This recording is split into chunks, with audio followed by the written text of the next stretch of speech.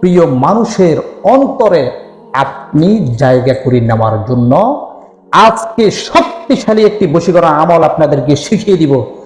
যেই আমলটি আল্লাহ তাআলার গুণবাচক ৯৯টি নামের মধ্য থেকে মাত্র একটি নামের আমল। এই আমলটির মাধ্যমে আপনার স্বামীকে, আপনার স্ত্রীকে, সন্তানকে, প্রিয় মানুষগুলোকে সারা জীবনের জন্য আপনি বাধ্যগত করে রাখতে পারবেন। প্রিয় দর্শক বিন্দু, এই আমলটি করার জন্য দেশ এবং প্রবাস কে কোন জায়গা থেকে দেখতেছেন আমাদেরকে কমেন্টে জানাবেন। আমরা লাইক চিহ্ন দিলে বুঝবেন আপনাকে অনুমতি দেওয়া হয়েছে। চলুন আমরা আমলটি কিভাবে করব। আমলটি করা একেবারে সহজ। আমলটি আপনি ফজরের পরে কিংবা এশারের পরে করবেন।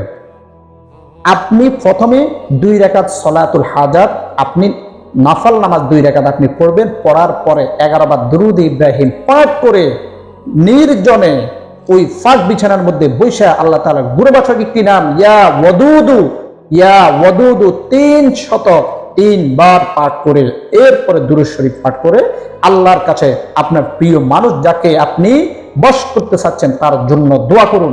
এভাবে আপনি 3 দিন আমল করুন, দেখবেন সেই প্রিয় মানুষ আপনার জন্য পাগল হবে। সবাই আমলটি শেয়ার